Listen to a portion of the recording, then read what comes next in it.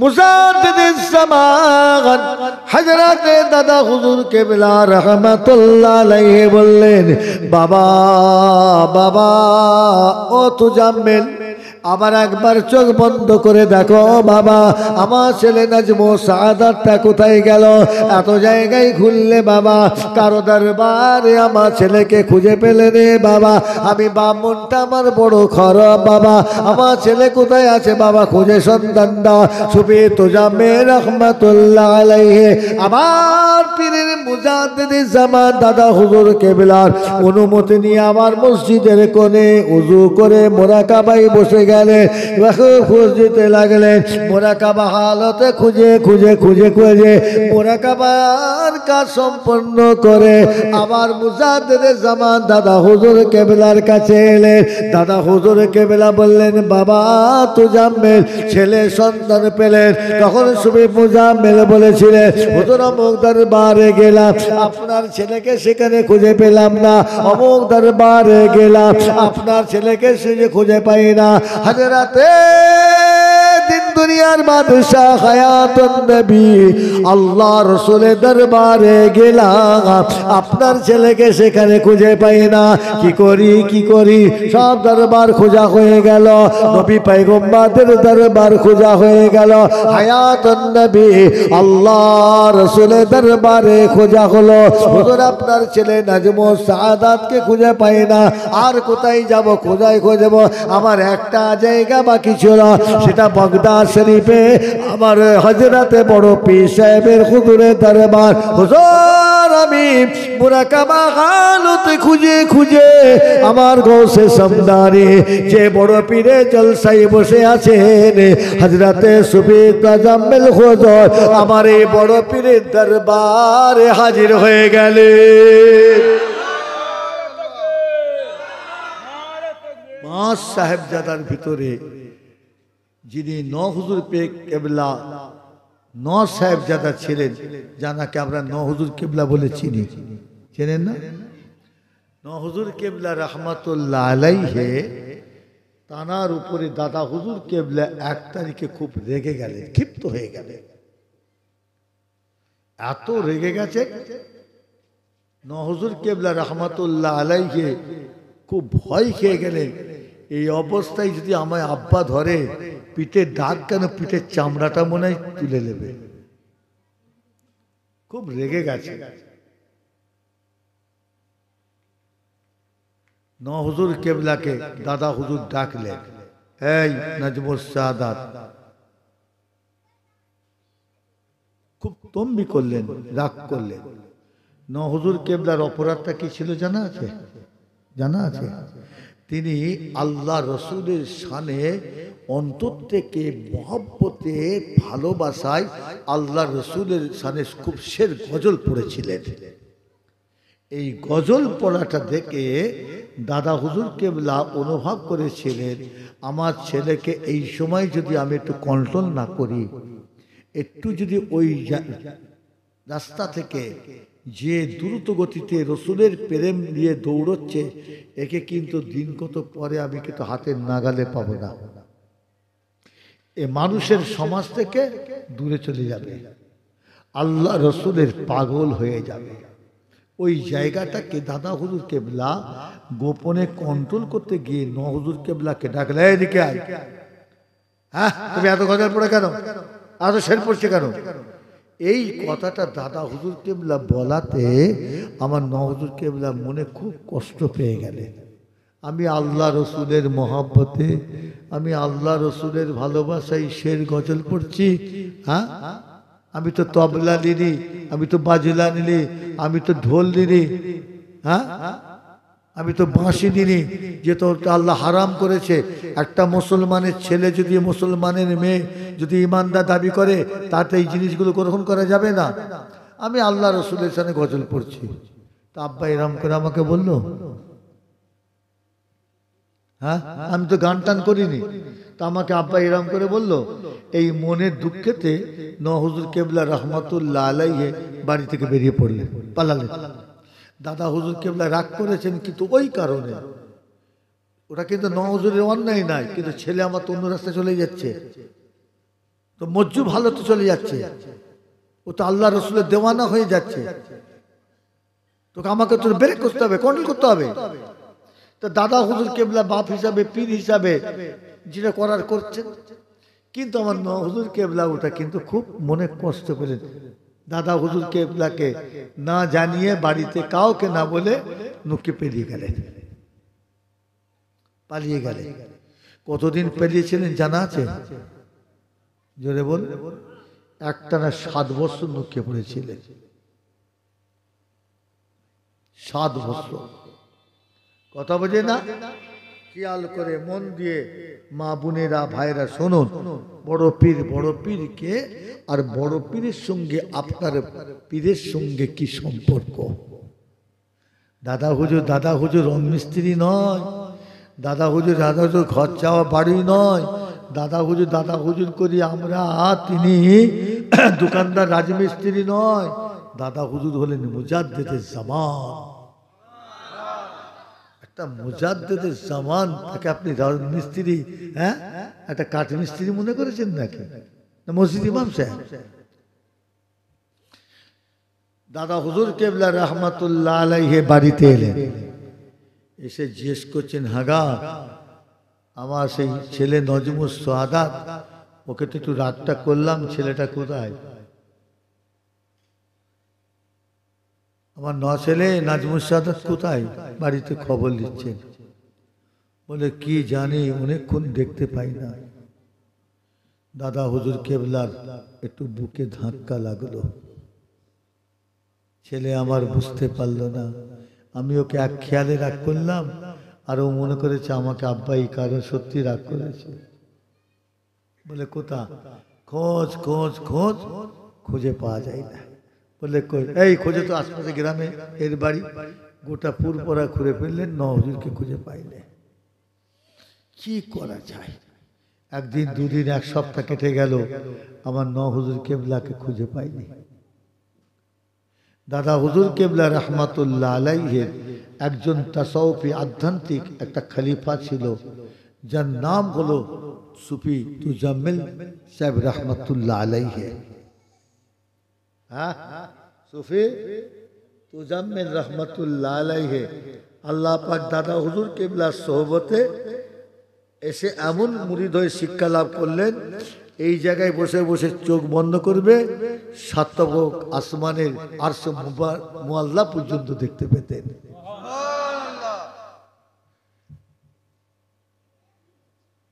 বাবা তোজাম্মেল সুফি সাহেব বলে, যে হুজুর, বাবা মনটা ভালো নেই গো, ছেলেটাকে রাগ করুন, কোথায় গেল বলো দেখিন পেলিয়ে। হ্যাঁ, গোটা গ্রাম আত্মীয় স্বজন বাড়ি খুঁজলাম, খুঁজে পাইনি বাবা। তোজাম্মেল, যে হুজুর। বাবা একবার উজু করে একটু ওই নামাজ পাঠিয়ে বসে, বাবা একটু মোরাকাবা হালতে দেখো তো বাবা, ছেলেটা আমার কোথায় আছে। বাকিটা বলবো না হয় গো। এইসব পীর আল্লাহর ওলি, খবরদার মায়েরা, ভাইয়েরা, বোনেরা, বড় পীর সাহেবের জীবনী শুনে আপনারা খুশি হবেন না। বড় পীর সাহেবের জীবনীতে একটা জিনিস শিক্ষা দিয়ে যান, আজকে আমরা অন্যায় করব, বেয়াদবি করব, গুনাহ করব, বিড়ি খেয়ে ফেলবো, হয়তো মদও খেয়ে ফেলবো, হয়তো বেনামাজিও থাকবো, রোজার মাসে হয়তো সব রোজা রাখবো না, ফাঁকি মারবো। খবরদার, তার জন্য আমার আল্লাহর কাছে তওবা করে ক্ষমা চাইলে আমার আল্লাহ আমাদের কাছে ক্ষমা করে দেবেন। কিন্তু মরণের আগে পর্যন্ত বলে যাচ্ছে, আজকে বড় পীরে জলসার শ্রোতারা, পর্দার আড়ালের মা বোনেরা, মৃত্যুর আগে 4টে জায়গায় বিয়াদবি করে মরবার চেষ্টা করবেন না। ঠিকানা জাহান্নাম ছাড়া জান্নাতে হবে না। 1 নম্বর হলো আল্লাহর সঙ্গে যেন বিয়াদবি না হয়ে যায়। 2 নম্বর হলো নবীর সঙ্গে বিয়াদবি না হয়ে যায়। 3 নম্বর হলো আল্লাহর ওলিদের, বড় পীর কেন, যে গ্রামে, যে পাড়ায়, যে দেশে আল্লাহর ওলি আছে, সকলে আমাদের অন্তরের মানুষ, ভালোবাসার মানুষ। তো অন্তরের মানুষ, ভালোবাসার মানুষ, বিয়াদবি করছেন কেন? কপাল ফেটে যাবে যে। যে দেশে থেকে দাদা হুজুর বলে খাজা সাহেব বড়, সে ছোট হোক আর বড়, আল্লাহর ওলিতে করে বাম্বার আমাদের যন্ত্র আছে, দাঁড়িপাল্লা আছে। তা আপনি আল্লাহর দুপাতার লোক, আপনি একটা 10 পয়সার মানুষে আল্লাহর ওলিকে মাপতে চাচ্ছেন, তার মানে এ মাপবার মতন আপনার যোগ্যতা কোথায়? এক নম্বর কে? আল্লাহর সঙ্গে। জোরে কে? একটু জোরে বলা যাবে না? আল্লাহ মনে হয় আপনাদের গ্রামে আসেন নাই? কি করে আসবে? গ্রাম তো রাতে, দিনের বেলা একটু দেখতো। হ্যাঁ, তুই মাথায় দিয়ে তো যা বসে আছেন, মনে হচ্ছিল তো আল্লাহ ঘন ঘন আসবে। তবে আল্লাহ ওই গ্রামে আসাটা কমিয়ে দেয়। কোন গ্রামে জানেন? যে গ্রামে জেনার কাজ, ব্যভিচারের কাজ, মদ, গাঁজা, তাড়ি, তাস, জুয়া এইসবের কারবার চলে, সেই গ্রামে আল্লাহ পাক যাওয়া বন্ধ করে দেয়। আল্লাহ পাকের রহমত বন্ধ হয়ে যায়, অর্থাৎ সেই গ্রামটা খুব তাড়াতাড়ি আল্লাহর গজবে ধ্বংস হয়ে যাবে। আপনারা মনে করছেন আমরা তাস খেলছি, জুয়া খেলছি, সাট্টা খেলছি, খুব ভালো না। ও এখন ভালো হচ্ছে যখন অসাবধান অবস্থায় পিছন থেকে যখন আল্লাহ কান মতো একটা চড় মারবে না, শুধু কানে দাগ পড়বে না, কালে কান তালা করে দেবে। কথা ঠিক না বে? ঠিক গো? হ্যাঁ, খবরদার। তবে আপনাদের গ্রামটা তো রাতের বেলা ঢুকেছি, বাসর আসতে আগে এসেছিলাম, আর আজকে আল্লাহ উসিলা করে নিয়ে এসছে। হ্যাঁ, দেখুন আল্লাহ রহমতে আমি তো গ্রামের হাল দিনে হলে না হলে পোকামাকড়ি তো ওটা বোঝা যেত, তবে রাতে ঢুকলো। আপনারা যেভাবে টুপি মাথায় দিয়ে বসে আছেন আল্লাহ রহমতে, 150 টাকার বিরিয়ানি চালে কাঁকর থাকে, তা আমার মনে হয় গ্রামে সেই কাঁকরটাও নেই।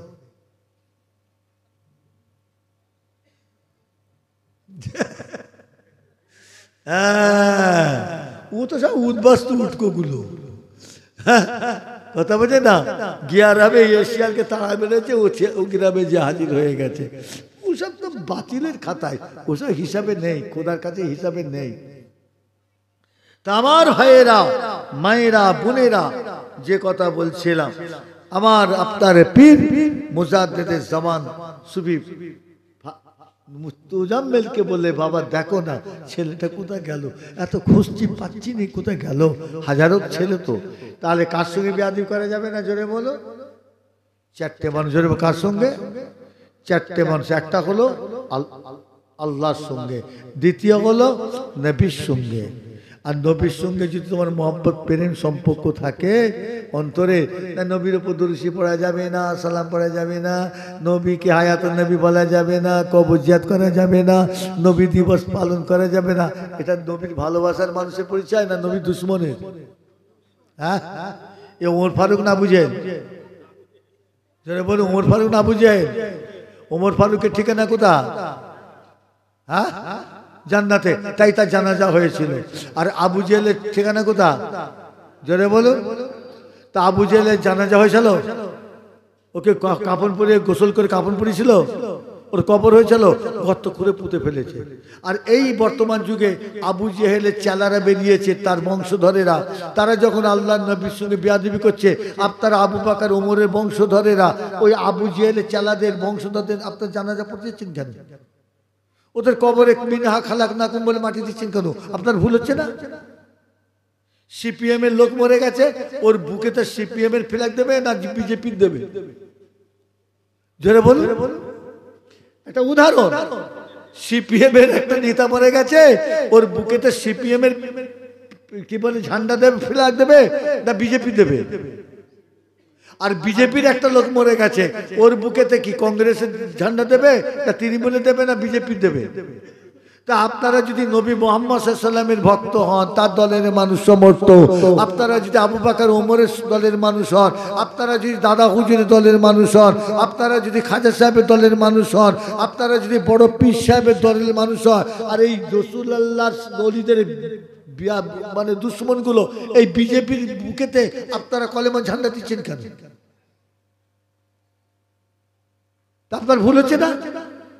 জানাজা না পড়ে কবর দিলে বলবেন আলহামদুলিল্লাহ, আর জানাজা আপনারা পড়লে খোদার কাছে দায়ী হয়ে যাবে। কেন? আপনি সিপিএম এর লোক হয়ে আর বিজেপির বুকে ঝান্ডা দিয়েছেন।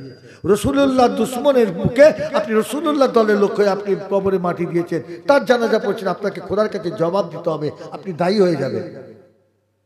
কথাটা ভুল বলা হয়ে গেল নাকি?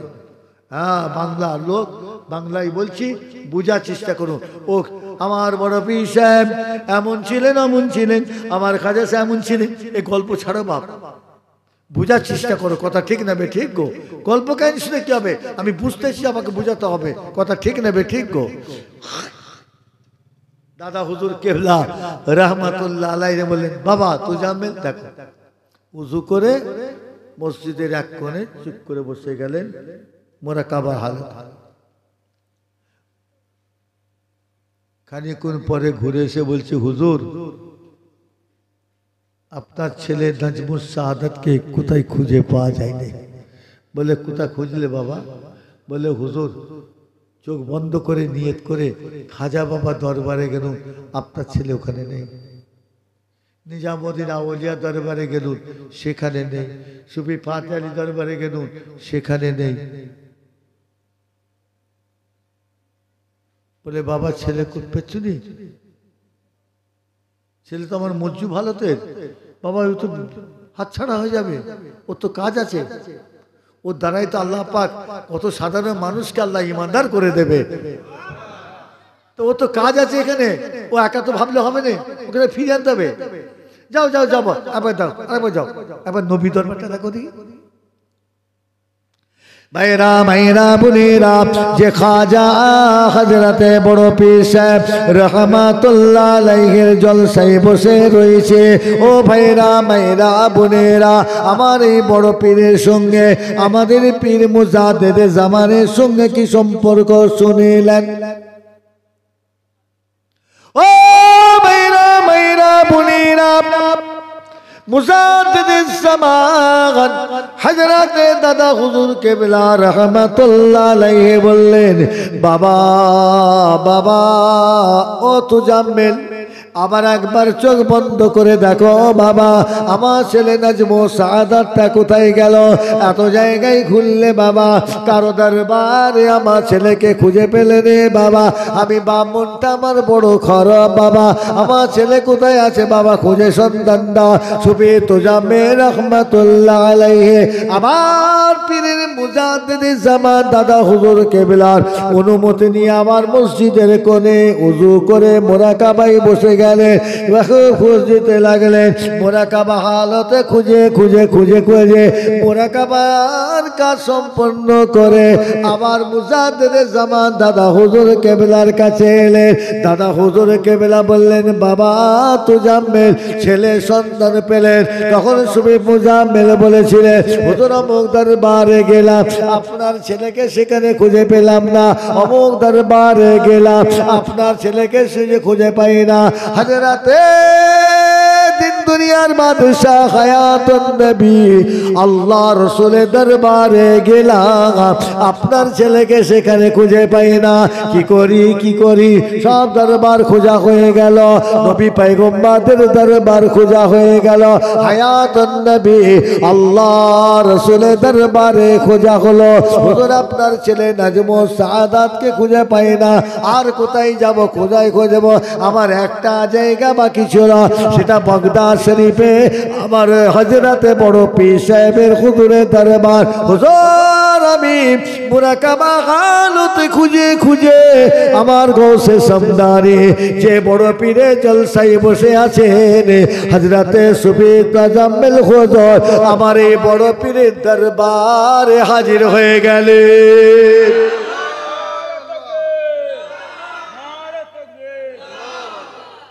হুজুর বিয়াদবি মাফ করুন, সমস্ত জায়গা ঘুরে নিরাশ হয়ে গেলাম, আল্লাহ রাসূলের দরবারে গিয়ে নিরাশ হয়ে গেলাম। আমার মনে বড় কষ্ট হলো, আর তো কোথায় বাকি নাই, কেবলমাত্র আমার হাজরাতে বড় পীরের দরবারে বাকি আছে। হুজুর বিয়াদবি মাফ করুন, আমি মুরাকাবা হালতে বাগদাদ শরীফের জমিনে আমার বড় পীরের দরবারে হাজির হলাম।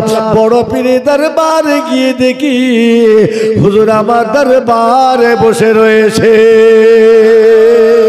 বড় পীরের কাছে পৌঁছলাম, সালাম কালাম হলো, কিন্তু বড় পীরের চেহারাটা রংটা একটা পরিবর্তন হয়ে আছে।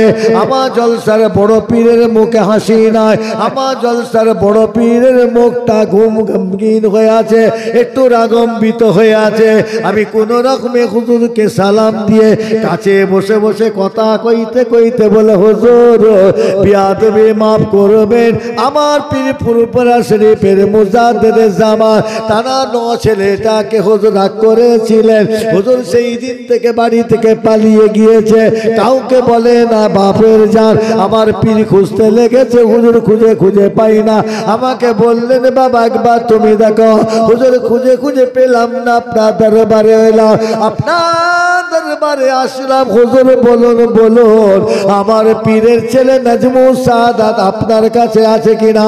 এই কথা বলা সঙ্গে সঙ্গে আমার জলসার বড় পীর আব্দুল কাদের জিলানী শফি তুজাম্মুলকে তাড়া মেরে বলেছিলেন, আবু বাকারকে বলে দাও সে কেন তার ছেলেকে রাগ করল। কিছু পাওয়া গেল? আবু বাকারকে বল কেন সে ছেলেকে রাগ করলো। হ্যাঁ,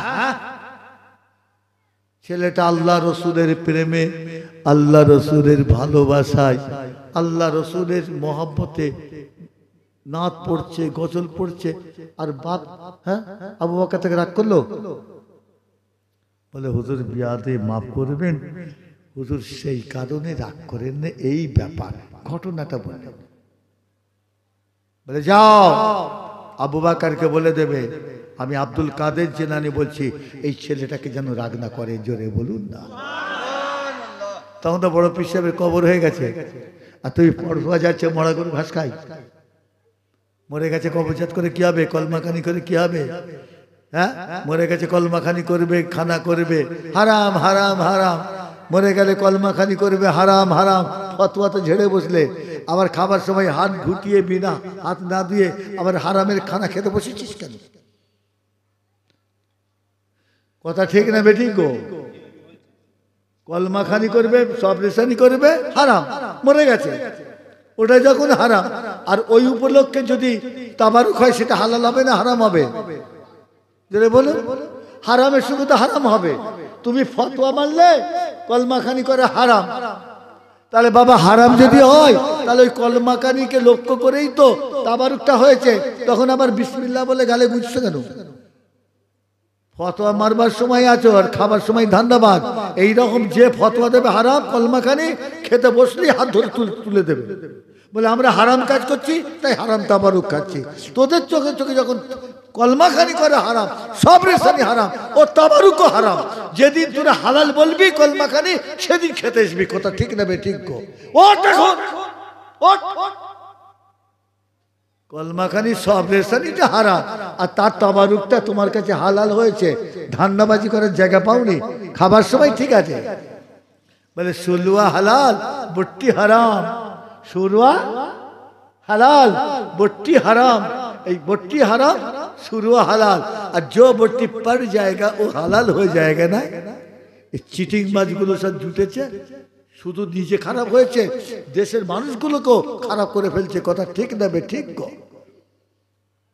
মেরকাত কিতাব হযরত শাহ মোল্লা আলী কারি রহমাতুল্লাহ আলাইহি ওদের সম্বন্ধে সতর্ক বাণী লিখেছেন। কিতাবটার নাম হলো মেরকাত। কে বলেছেন? হযরত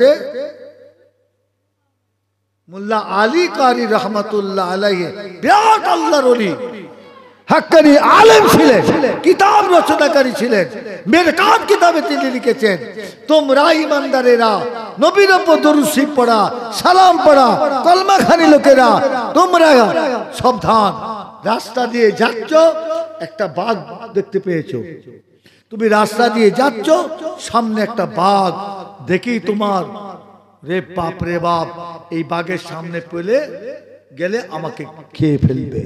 মোল্লা আলী কারি রহমাতুল্লাহ আলাইহি বলেন, তোমাদের জানকে বাঁচাবার জন্যে, বাঘকে দেখে প্রাণকে বাঁচাবার জন্যে, বাঘকে দেখে যেমন তোমরা ভয়ে পালিয়ে দাও, পাড়ায় পাড়ায় ঘরে ঘরে রাস্তাঘাটে মসজিদে জায়গায় জায়গায় দেখবে এই বেঈমান মার্কা বাঘ মার্কা কিছু আলেম আছে, তোমাদের ঈমান নষ্ট করার জন্য তোমরা বাঘকে দেখে যেমন জান বাঁচাবার জন্য ভয়ে পালিয়ে যাও, এই বেঈমান মার্কা ঈমান চোর আলেমগুলোকে, ইমাম মৌলানা ঘরে হাফেজদের দেখে তোমরা ঈমান বাঁচাবার জন্য তাদের কাছ থেকে দূরে সরে যাও। কোথায় আছেন আপনি? এটা হবে, এটা ঘটবে। আমরা সাধারণ মানুষ, আমাদের ঈমান নষ্ট করার জন্য ওরা দল নিয়ে বেরোবে, যার কারণে ঈমানদার আল্লাহওয়ালারা আমাদের ঘরে ভবিষ্যৎবাণী সাবধান করে গেছে। এরপরেও যদি তুমি গা ঘেঁষো, তোমাকে তো বাবা তার ফাঁদে পড়তেই হবে। কথা ঠিক না বে ঠিক? বড় হুজুর দেখেছে না, বড় হাফেজ, বড় ইমাম সাহেব, বড় ইমাম সাহেব তোমার ইমানের সর্বনাশ করে দিচ্ছে, সেটা তুমি বুঝতে পারছো? বাবা তুজাম্মেল কি খবর? বলে হুজুর আপনার ছেলেকে পেয়েছি। একবার জোরে বলুন না। বাবা পেয়েছো? দাদা হুজুর কেবল একটু মনের স্বস্তি এলেন। বাবা আমার ছেলেকে পেয়েছো? কোথা পেলে বাবা? বলে হুজুর আপনার ছেলে কোথা জানেন? এই দারাপুর গ্রামে পীরতলায়, যেখানে হযরত বড় পীর সাহেবের জলসা করছে, সেই বড় পীরের দরবারে লুকিয়ে রয়েছে। জোরে বলো, আরো জোরে বলো। আর এই সব মানুষদের সঙ্গে বেয়াদবি, হ্যাঁ ক্ষতি হবে না? হবে না? জোরে বলো। কপাল ফাটবে না ফাটবে না? সেই জন্য বললাম চারটে জায়গায় আল্লাহর সঙ্গে বেয়াদবি সাবধান। মরণের আগে নবীর সঙ্গে বেয়াদবি সাবধান। 3 নম্বর আল্লাহর ওলিদের সঙ্গে বেয়াদবি সাবধান। 4 নম্বর হল মা আর বাপ। ছেলে তুমি যতই নামাজ পড়ো, যত বড় আলেম হও, যত বড় ইমাম হও, যত বড় মুফতি হও, যত বড় হুজুর হও, যত বড় রোজাদার হও, তুমি 152 বার হাজ করে যদি হাজি হয়ে যাও, তোমার মা আর তোমার বাপ তোমার কথাবার্তারে, ব্যবহারে, তোমার আচরণে যদি সন্তুষ্ট না থাকে, তুমি যদি তোমার মা আর বাপের সঙ্গে বেয়াদবি করো, তুমি নবী ভক্ত, খাজা বাবা ভক্ত, বড় পীর ভক্ত, দাদা পীর ভক্ত কেন 155 বার হজ করে হাজি হলো, তোমার ঠিকানা হবে জাহান্নাম। এটা কিন্তু বড় পীরের জলসায় মাইকে চিল্লে বলে গেলাম, এটা মাইকে চিল্লে বলে গেলাম। এই 4টে জায়গায় জাহান্নামে যাবার অনেকগুলো কারণ আছে, কিন্তু মারাত্মক কারণ হলো এই 4টে জায়গায়। কথা বললেন না? আপনারা আগুন দেখেছেন? আগুন, এই কোথায় যাবি? পানি খেতে না মুদবি? এখানে বস, পানি খা, বসে খা, চলে আয়। হ্যাঁ, এবারে একটা করে খুঁজতে আরম্ভ করেছে। আমি মনে করেছি বোধহয় তো তেরেঙ্গা খাওয়ার সময় হয়ে গেছে। তেরেঙ্গা খাই ওয়াইসে, ওকে মোবাইলে খেয়ে ফেলেছে। দর্শিবাল্লাহুম্মা তরকারিতে তেল জোটে না, মাথায় তেলের ঘর ঘটা, আর হাট করতে পয়সা জোটে না, চারানা চাই চুল ছাটা। তরকারিতে তেল জোটে না, মাথায় তেলের ঘর ঘটা। আরে নিজাম তুমি কি শিল্পী, ওয়াজ করবে, তোমার ওয়াজ শুনে লোক পয়সা দেয়, আর আমার ওয়াজ শুনে মুখের দিকে চেয়ে থাকে। এই যে পার্থক্য। ওকে আবার দাওয়াত করে, শিল্পী হয়েছে গজলে। তরকারিতে তেল জোটে না, মাথায় তেলের ঘর ঘটা, আর হাট করতে পয়সা জোটে না, চারানা চাই চুল ছাটা। লব্য বাবু সভ্য হয়ে, লব্য বাবু সভ্য হয়ে যাচ্ছে যেন লাড বেটা, গর্ব তোদের খর্ব হবে যেদিন হবি গোরবাসে। আল্লাহুম্মা সাল্লি আলা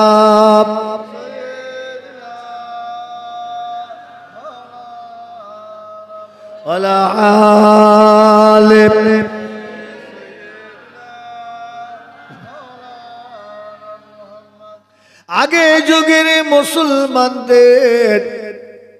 আগে যুগের মুসলমানদের ঘরগুলো সব ছিল পাকা না উল্টো হয়ে গেছে আগে যুগের মুসলমানদের ঘরগুলো সব ছিল কাঁচা আগে যুগের মুসলমানদের ঘরগুলো সব ছিল কাঁচা কিন্তু তাদের ঈমানটা ছিল পাকা আর বর্তমান যুগের মুসলমানদের ঘরগুলো হয়েছে পাকা কিন্তু এদের ঈমানটা হয়ে গেছে কাঁচা আল্লাহুম্মা